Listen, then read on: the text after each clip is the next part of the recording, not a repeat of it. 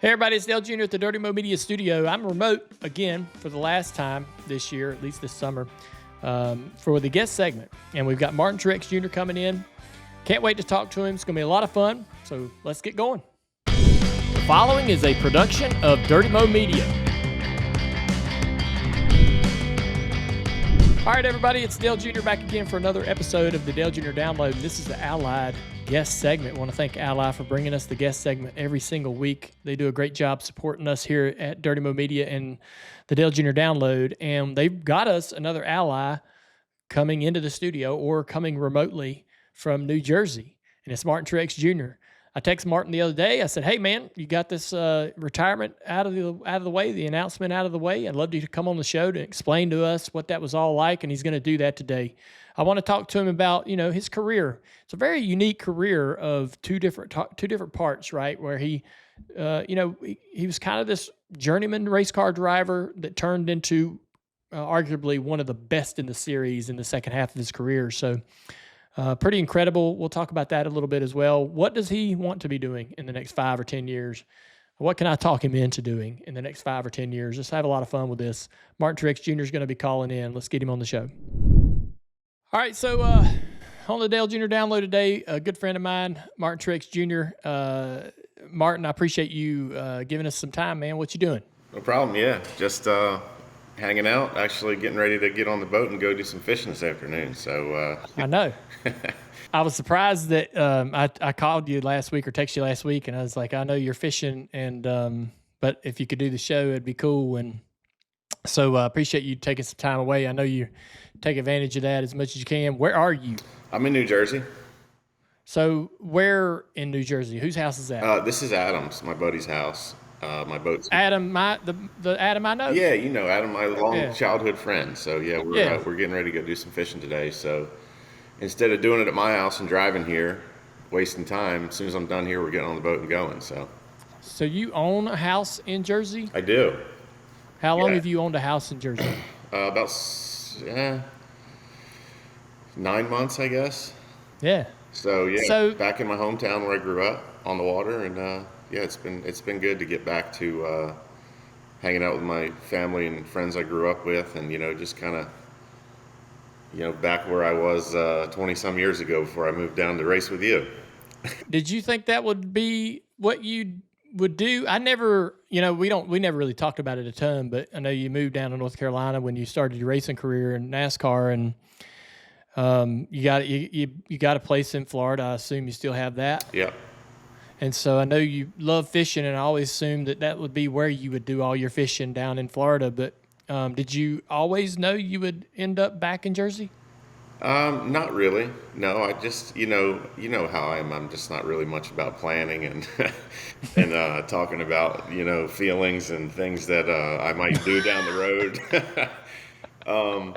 Yeah, no, honestly, this just kind of happened. I started coming back and just really enjoyed it, had a lot of fun, and it just kind of brought me back to, just to who I am and what I like to do, and obviously my whole family still lives here. I think, Ryan's the only one that's in North Carolina. So I started coming back, about 2 years ago, I guess, and it just felt like, picked up right where I left off when I moved. So just felt right, and the summertime here is great. So fun place to spend the summer for sure. Yeah. Do you think you'll stay, keep the place in Florida and be able to kind of move back and forth between where you're fishing and all that? Yeah, 100%. I'm not a big fan of the winters up here, so yeah. I like Florida in the wintertime, absolutely. And you get on the boat, go fishing, you can do whatever you want down there outside. So I'll definitely be there. What's a day like with you fishing in Jersey? It just depends on what we're doing. Like today, it's kind of been windy. It kind of been blowing for a few days, and it's just laying down today, this afternoon, and it'll be good into the morning. So, like today, we're leaving afternoon. We probably would have left an hour or two ago if I didn't have the podcast with you. But we'll probably fish till dark and then come in, and then weather looks pretty good tomorrow. So we'll probably try to get out there around daylight. So probably leave at like 4 a.m. tomorrow. And Fish all day. yeah, I mean, it just depends. Like if we catch a few tunas, we might head back in. But we're chasing tuna right now up here, so How big are these tuna? all across the board, honestly. I mean, it could be, we're hoping for fun size, which is like 100 pounds, 150 pounds, Fun size. fun size, and we don't really care too much for hooking into any of them giant bluefins right now. Obviously, and they're out of season too, so we can't keep them. But Yeah. hopefully, we'll catch some that we can bring home. What kind of tuna is that? Like when I eat tuna, what kind of tuna are we catching today?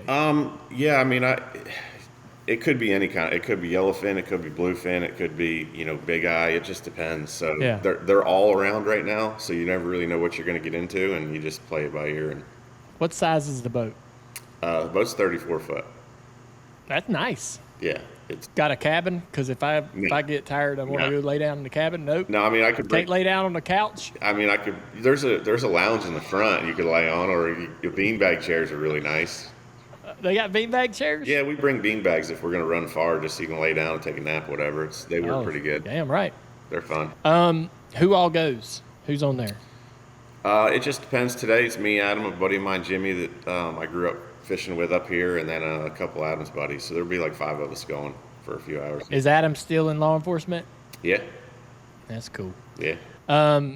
What besides the obvious, your dad and Adam? Who else are you connecting with up there that you hadn't seen in forever?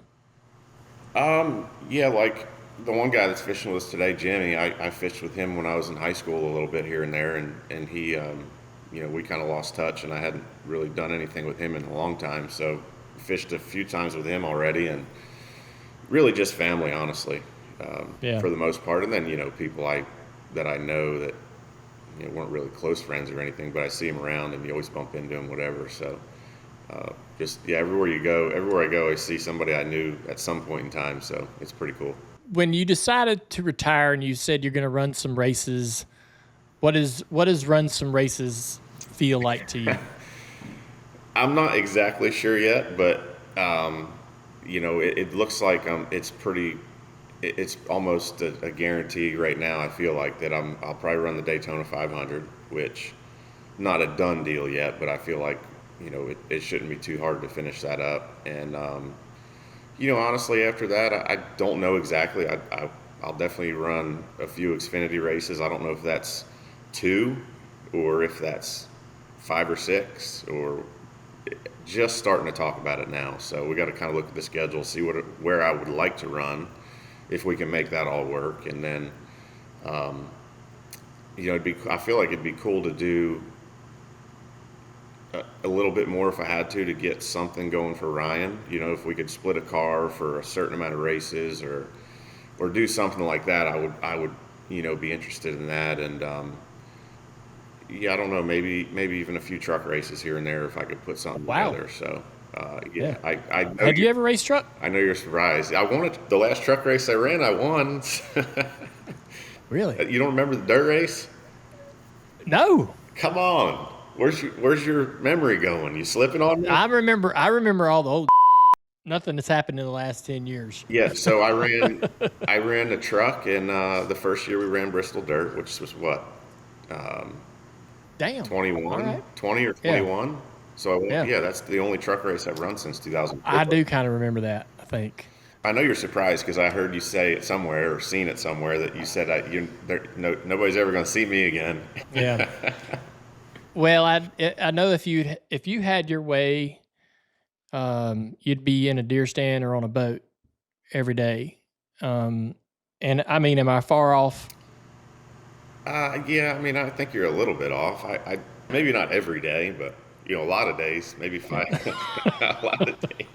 I still enjoy driving, obviously, and so I want to keep doing that some. Hopefully, I can make it work out where it stays fun, and I can feel like I can go win still, which I feel like that shouldn't be a problem. But Right. yeah, I just want to get off. Tired of running on that hamster wheel, wide open every day, all day, every week. Just Yeah. the scheduling and the traveling is just kind of like something I need to break from. But otherwise, I still like to race. So I know what you're talking about when you mentioned the schedule and the traveling and the hamster wheel. I don't think it was any worse last year than it is this year. What made you stay in the car, I guess, to this point? Um, yeah, I don't know. Just the desire to compete. To wanting to win more races, wanting to have another shot at a championship. Yeah, I don't know exactly what the difference was. It's just like, okay, I'm okay now. Like, I don't know. I feel good about, stepping back, and it just felt like the right time. Like, I don't know. I've kind of simplified my life. I've got things in order. Been working hard on that, like just to have my future set to where I'm comfortable and I'm happy and I'm doing the things I want to do. And yeah, I don't know exactly. There wasn't like a day I woke up and was like, all right, I'm done. And Yeah. these are the 10 reasons. I didn't make a list and check off, pros and cons or anything. I just waited till I felt like it was the right time, and yeah, here we are. Who was the first person you told? Uh, Boy, that's a good question. I'm not even sure I remember who I told first. I definitely like knew for probably a month or two before I told anyone. I know that's surprising to you, but Yeah. Not really, because that sounds exactly like something you'd do. yeah. No, I was being Right. sarcastic. But yeah, I've known, for a while, and I was just waiting for something to push me, back over the fence to doing it again. Really? So you thought what might could have happened that would have tricked you into staying another year? I have no idea. Like Nothing, win a couple races in a row? No, I don't think so. Oh, I think that would have made it a little easier. right. You know. So Bass Pro Shops has been part of your career for as long as I can remember. Do you talk to Johnny about how y'all continue that partnership? Because I've always said this, man, like you're honestly like the perfect spokesman for their brand.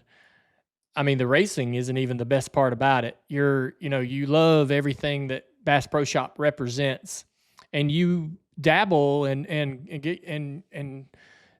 get involved in all of the outdoor elements that Bass Pro is involved in, from hunting to fishing and conservation and all of those things. And so I have to imagine that Johnny wants to utilize that partnership going forward. And I often wonder if, is there, what I think would be cool is if you started like a show, like you should do a hunting and fishing show or something like that, where you do a couple 10, 12 episodes a year.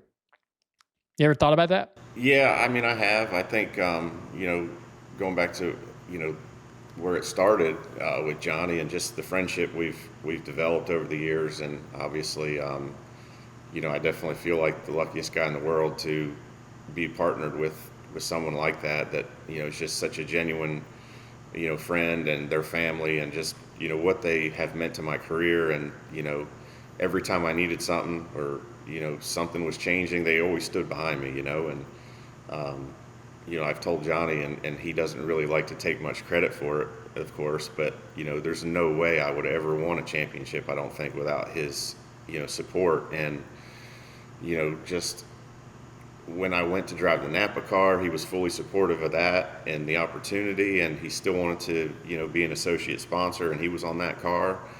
And then at Furniture Row, we were struggling, and just Barney was probably going to pull the plug, and Johnny stepped up and sponsored that car. We won a championship. So just so many things. And he took that such a big chance on me back in starting 03 04 season, when I came down to drive for you, and you put all that together. So just feel lucky to have that partnership. But how lucky is it to get to just do something you love, hunting and fishing, and be authentic about talking about Bass Pro Shops, and going to do whatever you have to do with them, whether it's tracker dealer meetings or whatever it is. It's just, they're my people, right? And so that's just been amazing. And yeah, I hope we can. I think we'll continue to do stuff together. We're just now kind of starting to talk about, how that looks and what we can do. But, at the end of the day, Johnny's going to text me and we're going to go, fishing or hunting somewhere and hang out and be buddies and, hopefully maybe do a little racing together as well. But it's been amazing. I'm so thankful to him and so appreciative, and I feel really lucky, obviously.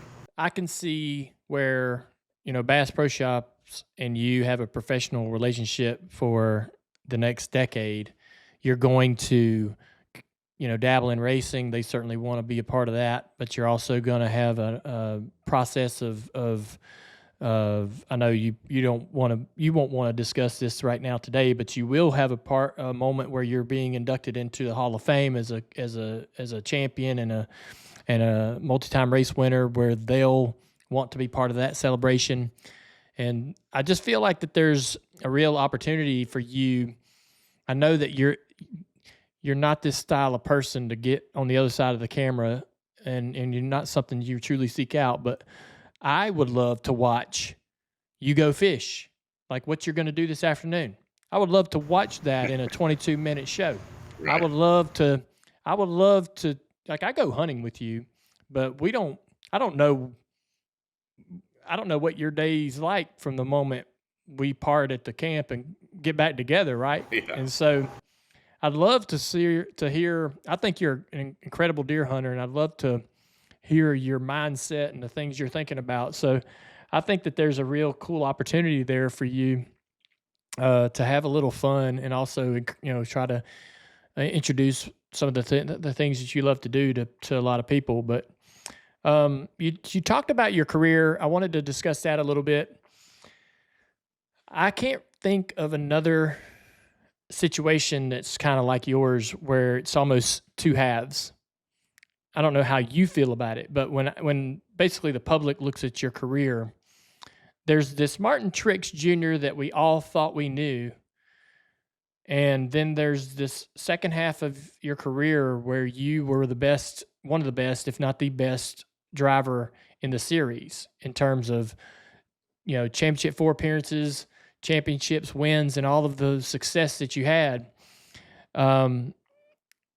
It's a hell of a story, because it almost wasn't to be, right? How close was it? There was a moment when you lost the deal with the Napa thing fell apart. You talked about Barney almost pulling the plug at one point. Take us back to those moments where you weren't really sure where your career was going to go. Well, yeah, I mean, and then there was actually more than that. I mean, you even go back to, DEI, and, when you left and things started to kind of unravel, and, we merged with Ganassi, and, it was the one car, the 42 car. That was kind of ugly too. That wasn't much fun, and things were just going really bad. But, at the Napa deal there, it was so late in the year that that was probably the scariest point in time. I remember just thinking, like, there's a chance that I don't have a job next year. And we had won a race that year and made the playoffs for a couple hours at least. Yeah, that was probably the toughest moment, I guess, was just not knowing. And then things kind of came together pretty quickly. But still at that point, I'm like, okay, I'm going. I'm going to a team that doesn't really have a good track record. They'd won a race, and they were running. 2013, they ran pretty good with Kurt. They were starting to kind of show up, at the front occasionally. But yeah, I didn't see the future going the way it was going to go. Went from not sure I'd have a job to 2 years later, winning our first race together. And, the next couple of years were just ridiculous, storybook. I love the story, and I love that you got to experience that. There was a point when I struggled to really nail down the details, but there was a driver change happening at Hendrick Motorsports, and I called you, and I was like, you need to talk to Rick, because they need to hire you. And I can't remember what was going on in your life at that moment, but I think you were available, and they were looking at some other alternatives, and I'm thinking, damn it, because I felt like that you were better than me, and I thought that you, in the right scenario, could do exactly what you did. I don't think anybody predicted the run you would have with Furniture Row, and you and Cole Pearn were a hell of a match, man. That was so much fun to watch. And he was a fun guy to be around. But I was glad that ended up happening for you. And I remember one of my favorite moments is you win your championship. I ran my last race, and I told my guys, I said, when we're done, we're going to pull up a cooler and we're going to drink some beer at the car. And I look over at the stage, and it's madhouse over there. There's 350 people piled up on that stage, and you're going through the whole process, and I'm sitting there with my guys, and we're having our beer and high-fiving, back-slapping, and I'm going to get over to where you are eventually. And I went over to Victory Lane to say hey to you, and I walk up and I smacked you in the chest with my palm on my hand. I was just popped you in the chest. I was like, hell yeah, buddy. You had a microphone on. It was one of those, it was a microphone that sticks on with a needle, and you had it on backwards. Yeah. And the needle went right through my hand. And you said, hey, man, be careful. I got this mic, this thing's sticking out. I'm like, yep, just got it. And yeah, you do. And so, anyways, like, I said hey to you, high five. It was awesome. Gave you a hug. I was so proud and so happy for you to. I never got to know what it was like to win at that level, win a championship at that level, and I was so happy that you got to do that. I almost kind of lived it vicariously through you in a way, but we go back, and they were somehow cutting some video of your. So NASCAR's got you mic. They're recording you. A friend that's in the NASCAR production sent me this little clip, and you're on stage, and you said to somebody next to you, you said, "Where's Dale?" Yeah. And I was like, and all of and everything that's going on in your world in that moment, for you to think of me and wonder where I was at and when I was going to come over to see you, meant the world to me, man. And I just, your career is a real interesting one, but that for me, that was my favorite Martin Truex Jr. moment right there. Was you were like, "Where's Dale at? When's he coming over here? Damn it, he's supposed to be. Why didn't he come over here yet?" Yeah, well, I was thirsty too. I knew you had the beer with you. But yeah, no, I knew that was a thinking back on it, like how cool of a day that was. Just both of us having something really big going on. That was because we've been buddies for so long and all that. But I knew at some point you were coming over, and I was just excited to see your reaction, and I was happy for you to be closing that chapter the way you wanted to do it, and it was cool to kind of share that. What a special moment, that we'll remember for the rest of our lives. It's pretty cool stuff. Yeah, for sure. So you talked about Barney almost pulling the plug.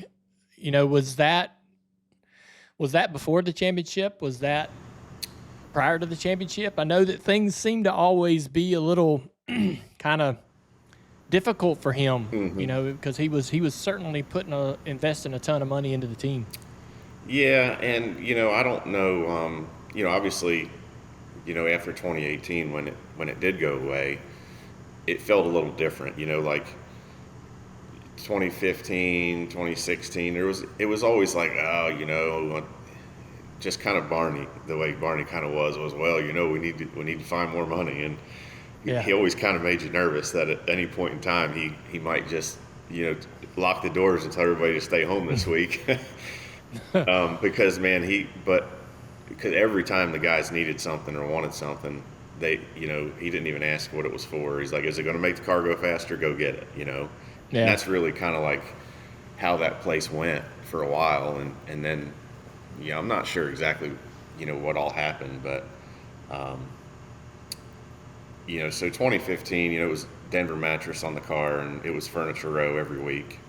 And, he's like, yeah, we need to get some sponsorship in here. So getting Johnny over there was huge for 2016, and then, 17 and 18, obviously. And then we had, got 5 Hour Energy and, some other smaller things. So made things go a whole lot better. And then, kind of 2018 when we started to hear about how things were going and, what the future looked like, it didn't look very good. So that was kind of crazy how quick it all, went from a championship to, I don't know, like if Barney's like, all right, I got the championship. I can't keep spending money like I am. I did what I wanted to do. Yeah. Maybe that was, kind of part of his decision, but man, it was a neat place to work just because of it's kind of like a bunch of misfits, they're out there just doing their own thing, whatever they wanted to do. We were, we were like a JGR satellite team, and they were mad at us every week because we were kicking their ass, and they were taking their cars and beating them, and they were not happy about it. And that was just cool. Cole and those guys were amazing. So Cole, I wanted to talk about him a little bit. He's seems to be, I don't know him as well as a lot of people do, but having been able to follow him a little bit and watch him with you all those years, I wonder how he stayed out of trouble. He seems like the kind of guy that could ruffle some feathers if, because he was so honest. And so in some of the team meetings and competition meetings, and to your point, there was some frustrations, maybe some animosity, I guess, about how he was able to get the speed out of their cars that they couldn't get. Was there ever times when you were worried about, him being just a little bit too honest? I mean, I guess sometimes, yeah, but like I enjoyed that. I loved that. Yeah. Like I didn't ever have to wonder what he was thinking, or what he wanted me to do, or what he didn't want me to do, because he told me, he would tell you. And I think, honestly, the group of guys we had, I think they just bought into that. Like they knew when we were at the racetrack and there was to be done. If they messed it up, they were going to get yelled at. No matter how good of buddies they are, no matter how much fun they had last night or what they got planned for tomorrow, they were held accountable to do their jobs and to do it as, the highest level possible. So I can remember times where he chewed Blake's ass out in practice for not doing something right or getting an adjustment wrong or taking too long to change something, back in the days when we practiced and changed stuff. Yeah. And they were, best of friends, huge amount of respect for each other. Now Blake's a crew chief, and that's the big part of the reason why. So I think everybody, appreciated it. I think the only time we ever got nervous was when you seen him on his phone getting on Twitter or something. Yes. You never knew what the hell he was going to throw out there. I can remember times where he'd land on the plane and he's like, uh-oh, I better erase that, But, yeah, just he just did things his own way. It was really cool. And I think, he was just kind of like an old school crew chief meshed with this young, rebel that just would come up with these crazy ideas and make them work. Some of the stuff that he did was just amazing. And can you remember or pinpoint some of the things that you thought where you were surprised that he came up with that worked? Yeah, I mean, when we won Pocono in 2015, we were coil binding both rear springs. Damn. And I'm like, there's no way. That was the year they the year they messed with the tunnel. We went there. That was when the tunnel bumps were huge, just crazy. And he comes up with this. I'm like, oh my God, I can't even imagine what it's going to feel like going across the tunnel. And it felt good. I mean, it was rougher than hell, but it had grip and it stuck, So yeah, that was pretty wild. Damn, dude, that's amazing. Yeah. How easily or how difficult was it for you to let him go do what he wanted to do? Because I asked that question because you and him were like this incredible combination. From my perspective and everybody else's perspective, looking at you guys, y'all looked like an incredible combination, hard to beat, kind of like Rodney and Harvick were there for a while. And you also, I know you trusted the hell out of him. You loved working with him. And when I was with Letard, I thought, man, this is the guy that I need to be with. I don't think I can do better work with anyone else. And when he told me he's going to go do TV, I mean, there wasn't no change in his mind. And there was nothing I could do. But I knew we had a couple good years left if he would have stick around, but there wasn't no change in his mind. And so, I mean, I imagine maybe that you went through something a little bit similar with Cole, but how easy or difficult was that? Yeah, it was tough for me to kind of understand, for a minute. But I never once questioned him or tried to talk him out of it or say, oh, come on, just do another year. Why are you doing this? You don't want to do that. I knew that's what he wanted to do. That's, it's his life, it's his decision, and I was okay with that. It was kind of interesting, how it kind of all happened really quick. We just raced for a championship and almost won, probably should have won, but I think it was, I want to say it was a week or 2 weeks maybe after Homestead. Like, it just came out of nowhere. Like, he didn't tell anyone. I think he knew before the championship race or whatever that, or maybe sometime during that playoff run, that he was probably going to not do it again next year, but nobody knew but him. I remember when he told me, I was really surprised, because I didn't see it coming or feel it coming. And, he was all in, 110% until he wasn't. So, I can appreciate that.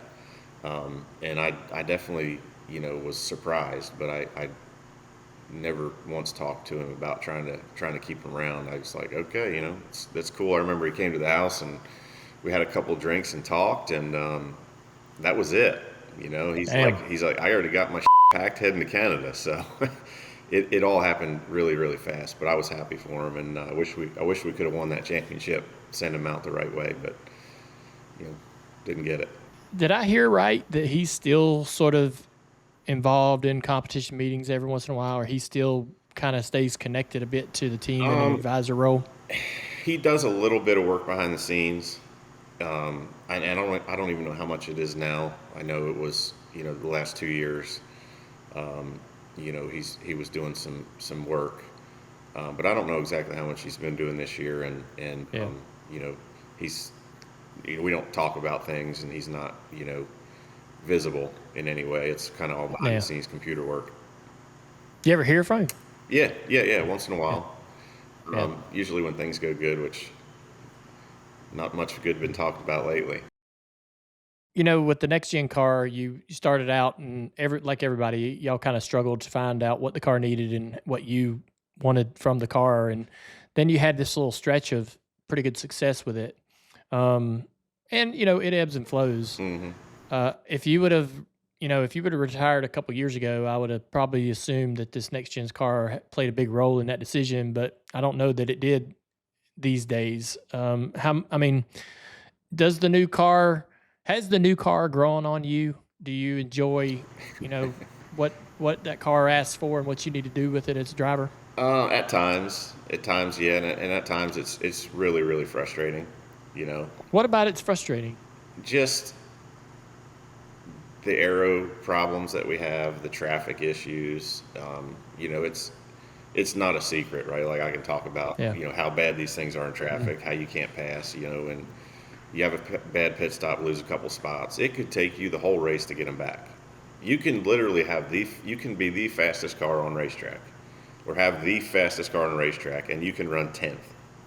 That is so frustrating, right? And we've had some of that this year. We've been fast a lot. We've not done a whole lot right. We've not executed well, and we haven't won because of that. We've had speed to win multiple races, but it's a frustrating car when you run a guy down and then all of a sudden he starts air blocking you with these stupid camera mirrors that we got in the car. Yeah. And he just mirror drives you all over the racetrack, and you're stuck. Nothing you can do about it. Not a damn thing. You can't drive in the corner and pack air on his left rear. That's all we used to do, right? Yeah. Faster than a guy, you can find a way to pass him. And now it's some tracks that's really difficult. Some tracks it's easier than others. And it's just really, really track dependent, tire dependent. nowadays, where it used to be, as a driver you could find little tricks and things to do. It's just it's made that more difficult. But yeah, I wouldn't say the car is the reason I'm retiring from full time racing. Um, it's just yeah. I'll be interested to see what you think when you go and drive the Xfinity car Yeah. a little bit next year, kind of whether you go, okay, this is fun, Hmm. or this is what I'm looking for, or you might actually go, yeah, the Cup car's not that bad. Actually, kind of, Yeah, I mean, it's not like I haven't done it. So I guess the last Xfinity race I ran was at Atlanta, yeah, 21 maybe, something like that, and I had a lot of fun with that. yeah, they're about the same. So yeah, they really hadn't changed any or much. So Outside of trucks, like would you go run a super late model or anything like that? Go run some short tracks and maybe Wall Stadium. yeah, yeah, probably. Would you get in a modified? Yeah, I need to do Turkey Derby again. So Really? yeah, I'm doing it. I don't know if it's You are. I don't know if it's this year or next year, but I almost did it There's last year. I was really close last year. Coach didn't want me to do it, and yeah. I didn't really make a Do you even know whose car you would make drive? a big deal. No, no, I got a few options. I think I've talked to Blewett about it, Jimmy Blewett a Yeah. couple times about it, and talked to Hirschman about running one of his brother's cars maybe at some point. So I think the guy that runs the track at Wall's got a car that's pretty good. There's a few options. I just need to pull the trigger on it, figure it out. So that's most interesting to you when you think about like grassroots short track racing is going to run the modified like you did when you were young. Just to do it at least one more time. Um, I don't know if I'll enjoy the hell out of it and go do Right. 10 of them. I don't know. Yeah. I'm just open to try it again. Like that's where I started. I You got to go once. got to go once. I mean, I won that race in '99. So to go back and just try it again, just to see what it's Yeah. like, would be cool. And those cars honestly haven't changed all that much. It's crazy. Like I talked to some of the guys that run there and like what they're running, and it's like the same setups. It's wild, Yeah. wild how much those cars have not changed. It's really cool. Yeah, I think that makes it easier to go back because I feel the same way with the late model stock. There's some things that are different, but honestly, just when you go through the corner, it feels similar as hell to what it did in the '90s, and so it doesn't. It's fun to go back and do it again. And I'm to your point, you got to do it once. You might like it. You might try to. You might do it 6 times and then say, "All right, that's enough." Yeah. But I'm glad to hear that. I was hoping that you might try to go do that. So a lot of drivers, end up going like Jimmy and Jeff Gordon and some other drivers go run 24 hours of Daytona and some other things like that. Is there any interest in, seeing what other opportunities like that might be out there? I mean, I think it's a possibility. I just don't know. I would want to. I'm not one of those guys that wants to go try anything crazy, like way different than anything I've ever done, because I don't like to. I don't like to not be good. Yeah, I mean, it's as simple as saying like I don't want to go there and embarrass myself. yeah, But I know, I've talked to Andy Graves about it at TRD, and we've talked a little bit about their Lexus program before, and I think maybe just go test it somewhere and try it, like just to see what yeah, it's like and see if it's something I'd be interested in, you know, trying to figure out and put in the effort to be good at. Because I don't want to go there and stink up their team and, be the weak partner on the team or whatever. I want to go there and be the guy. So I would have to work at it for sure. What other kind of businesses do you have going on? I asked that because I know you got a airplane charter business, and I know you also have a screen printing business that you run out of your shop, or at least you used to. So, I mean, when you're moving on from your driving career, what are some of the professional business models that you have in place? Yeah, just the two that you mentioned are the ones that we're putting the effort in. Is the Swell Inc. Screen printing company there in Mooresville at my shop. That's doing well. I think we've had that now.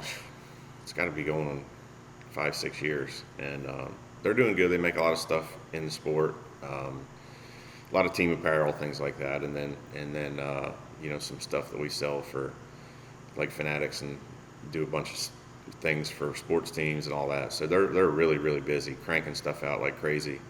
And then the airplane business, MTJ Aviation, that's just been growing like crazy. And during COVID, we got into the organ flight business, which has just been awesome. To work with hospitals and to do those organ donation flights. We can't keep up. They want to buy more planes every week, and I'm like, whoa, slow down a little bit. This is crazy. But we got a great company there, a great team of people that are running it, and man, it's just been amazing. So keep that going, and it's cool to have a business that's being successful and has so much room for growth for the future. It's so exciting, and then at the same time, you're doing a good deed. You're helping people and contributing to this world we live in. It's quite fascinating. So, is there anything else that you haven't created that you're interested in? Not really at the moment. Nothing. There's nothing on my radar other than not traveling every weekend and trying to figure out how to have a little bit more fun and relax a little bit more. But I can see the companies getting more involved in that, and it's the day-to-day of what's going on to keep up with a little closer and try to keep them all going well. But it's got a lot of great people around me, and they're making all this easy, this transition, so it's been great. What's the secret to finishing the year strong? It's always kind of tough when you make the announcement that you're either gonna retire or somebody's gonna change, you're going to a new team or the crew chief or whatever, and it's hard to rally the troops. So, what's the secret to keeping it going and so you can have a competitive finish? Yeah, I mean, I think our group is we've been together long enough, we're close enough. I think we all get it, like we all understand the situation, and I don't, it's like 2018 all over again. Like, we knew at the end of the year the team was done, and we just about won the championship. It feels real similar to that. It's a similar group. Everybody's fired up, excited, determined. Just nobody's pumping the brakes or getting lazy. I think we could have won the last 2 weeks. Things gone a little different. Certainly this weekend, if we had a little more gas, we were right there, and Loudon, of course, we were there as well. So I feel really good about it. I'm not doing anything different. I don't feel like James and Jazzy and the guys are. I feel like they're all fully committed, and we just need to get things together a little bit better. And there's no question we can go out and win some races. What was it like following your announcement to have the Briscoe announcement, come? I know that you're a decorated dude. You've won all these races. You're a champion. But damn, it's got to be kind of weird watching, I guess, the announcement play out of the team. Sort of here's how we're going to move forward. Here's how we're moving on, right? I know you got to like Briscoe. Everybody loves Briscoe. Great guy, good racer. But that had to be a little weird. Yeah, yes and no. I think, I mean, obviously I knew it was coming. Like, I knew we, talked to Coach about it and was involved in what was going on and all that stuff. And I guess it was a little weird seeing him, stand there next to the car at the shop, and then, It's like he went to your closet and grabbed your T-shirt. Yeah, wearing the Astro hat and all that. Like, hey, look at me, It is a little strange for a minute. But I don't think it didn't give me any weird feelings or anything, It was like, all right, well, somebody's going to get in there, and I'm happy that Johnny stuck around, to keep that going. I'm really happy about that. That's, good for them, great for the team, and, I'm happy they're going to get a guy that I feel like get in there and go do a good job. He's got it's a great opportunity. It's always nice to see somebody get a great opportunity, and how much of this sport is about timing, right? Like, if your contract's up at the right time and there's a good opportunity, it could change your entire career. I mean, look at mine. It's crazy how all these things have to come together, and it's all about timing. And sometimes it doesn't matter who you are or what you do. It just happens the right way. And like, I got lucky as hell a couple times, Yeah. I got lucky as hell when you called, when we put that deal together with Chance too, and he seems like a great guy, deserves a good opportunity, and I'm happy for him, and I think they'll do well.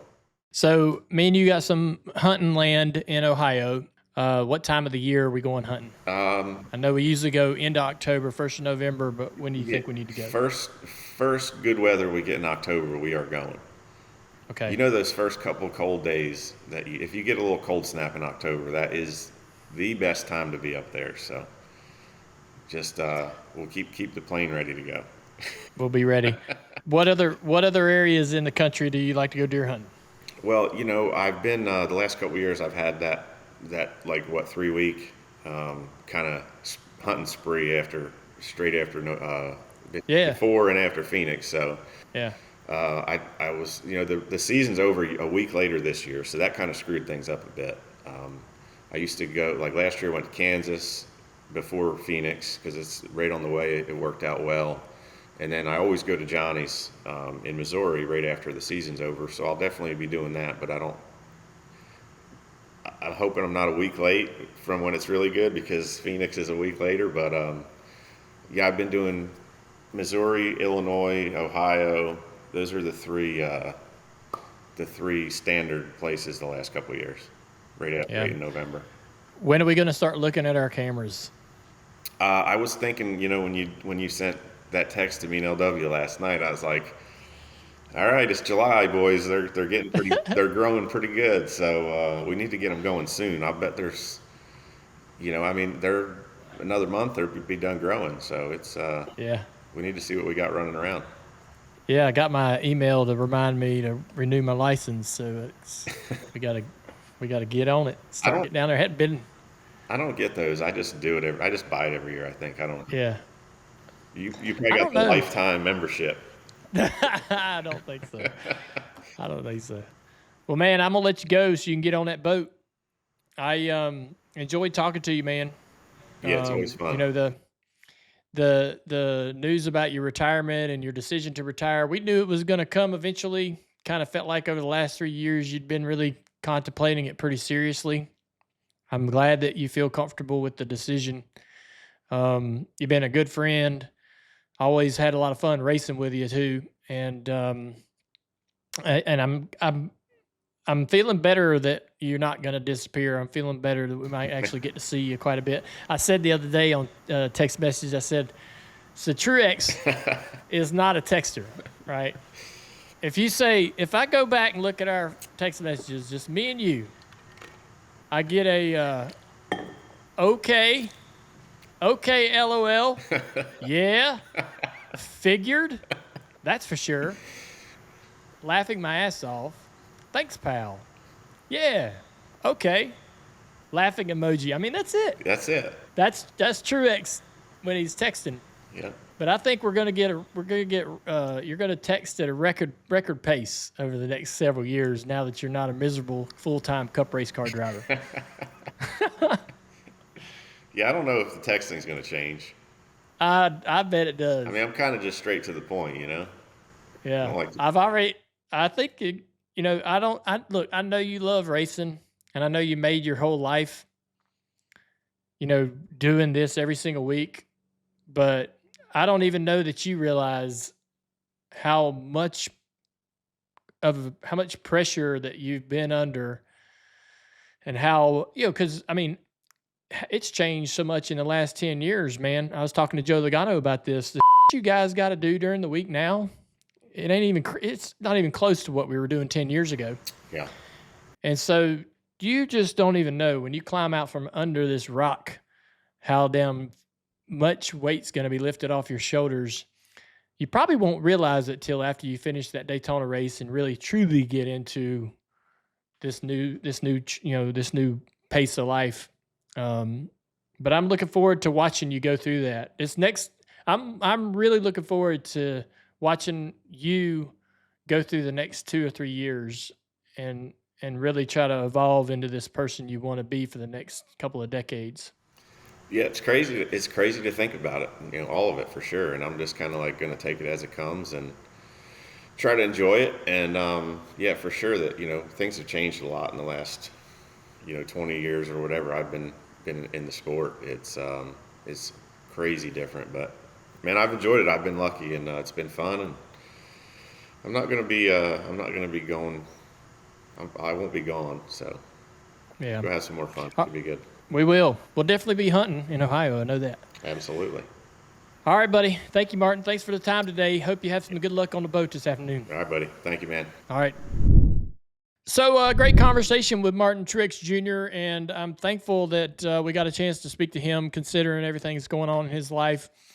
That felt a little bit different. I was talking to Andrew a little bit, and that felt a little bit different than, our traditional interviews. We've already had Martin on the show and kind of went through his history and all of that.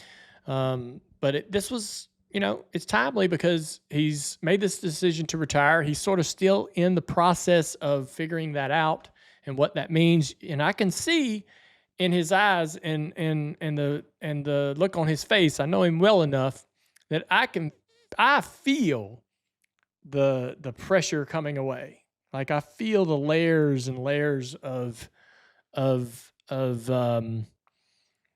weight coming off of this guy. And so it's going to be fun, as I said, to see him, go through this, this evolution. And, there'll be moments when I don't think he'll ever be a guy that says, I made a mistake, or dang, I think I want to go full time next year. No, he's never gonna. He's gonna believe in the decision. He's gonna feel it's true, and he's gonna move forward. I think there will be moments when he's not at the track and the race series goes on without him.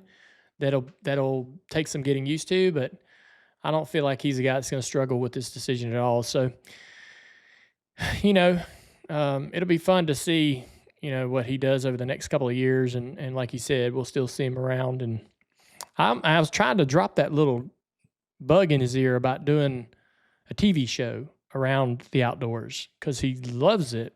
He's so good at it. He's such a smart guy when it comes to hunting and fishing. And I just feel like that, he as much as he has fun doing those things, and as much as it is important for Johnny and the Bass Pro motto of introducing the outdoors to people, introducing it to kids and all of those things, Martin could play a huge role in that going forward and be able to continue that relationship professionally. I think that would be so smart for them to capitalize on that opportunity. But he's a good dude, man. I've always enjoyed being around him. Honestly, I don't get to see the guy enough. I love our opportunities to go hunting together in Ohio, and thankful that we get to do that. And yeah, so there you go, Martin Truex Jr. I want to thank Ally for bringing us the guest segment every single week. Ally does such great work with us here, such great support here at Dirty Mo Media and the Dale Jr. Download, and bringing us this guest segment every single week. And they brought us a great ally again with Martin Truex Jr. All right, so it's time for the white flag. As we mentioned yesterday, if you didn't watch yesterday's show or see yesterday's show, the Teardown with Jeff Gluck and Jordan Bianchi come out Sunday night, and they covered everything that happened in Nashville. The Nashville race was incredibly eventful, and Jordan and Jeff did a great job of dicing through all that information and giving their opinions on what they thought went right and what went wrong on Sunday. Actions Detrimental with Denny Hamlin came out Monday. He had Tyler Reddick as his guest on the show, and Tyler was the Denny Hamlin Bracket Challenge winner. And so that was kind of nice for him to bring Tyler along. And Denny gave us a lot of great insight, as did Tyler, about what it was like from behind the wheel in that race on Sunday at Nashville. Dorn Bumper Clear came out. Those guys are dropping all kinds of rumors and information about what's going on in the sport between driver changes and maybe even some schedule changes coming down the pipe.